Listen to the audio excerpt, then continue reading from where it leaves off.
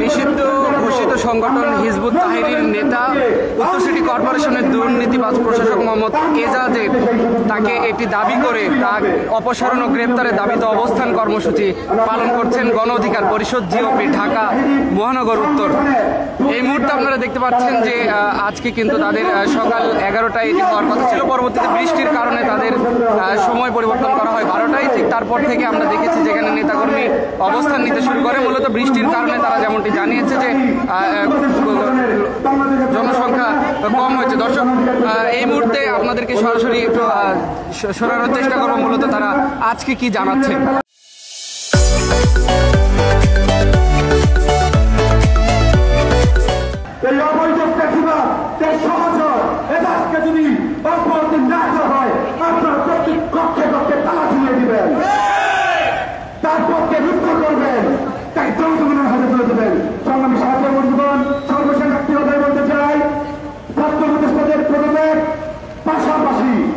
এই মৌলবাদী সংগঠন হিজবুত তাহরির নেতা তাকে এই উত্তর সিটি কর্পোরেশন থেকে অব্যাহতি দিয়ে বিচার আদালতে আনতে হবে। নিষিদ্ধ সংগঠন যে হিজবুত তাহরির সদস্য যারা এজাজকে দ্রুত সময়ের ভিতরে অপসারণ করে তাকে গ্রেফতার করতে হবে।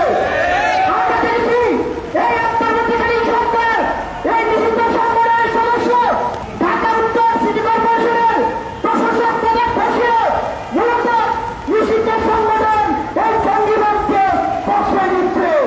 আমরা সরকারকে বলবো এই গুজরাট গণঅভ্যুত্থানের পরবর্তী বাংলাদেশে পুরো আমেরিকা যেমন ঠাই হয়নি তেমনি মানে পুরো জঙ্গিবাদের ঠাই হবে না। দর্শক, আপনারা যেমনটি দেখছেন যে নিষিদ্ধ সংগঠনের দাবি করে মূলত ঢাকা উত্তর সিটি কর্পোরেশনের যিনি প্রশাসক রয়েছেন এজাজ তার অপসারণের দাবিতে তাদের এই আজকের অবস্থান কর্মসূচি রাখা হয়েছে। মূলত আমরা দেখেছি এর আগেও তারা বেশ কিছুদিন আগেও এই ঢাকা উত্তর সিটি কর্পোরেশন গুলশান 2-এর সামনে ভবনের সামনে কিন্তু তারা অবস্থান কর্মসূচি করেছে এবং আজকেও আমরা দেখেছি যে সকাল থেকেই তারা এখানে অবস্থান কর্মসূচির জন্য অনেকেই অবস্থান করেন। মূলত আমরা একটু আগেই শুনছিলাম মূলত তারা জানাচ্ছিলেন যে তাদের যে দাবি দেওয়া রয়েছে মূলত উত্তর সিটি কর্পোরেশনের যেই প্রশাসক রয়েছে এজাজ তা খুব দ্রুত তাকে গ্রেফতার করা হোক এবং তাকে যেন অপসারণ করা হয়, এই বিষয়টি নিয়েই কিন্তু তারা আজকের এই কর্মসূচি রেখেছিল।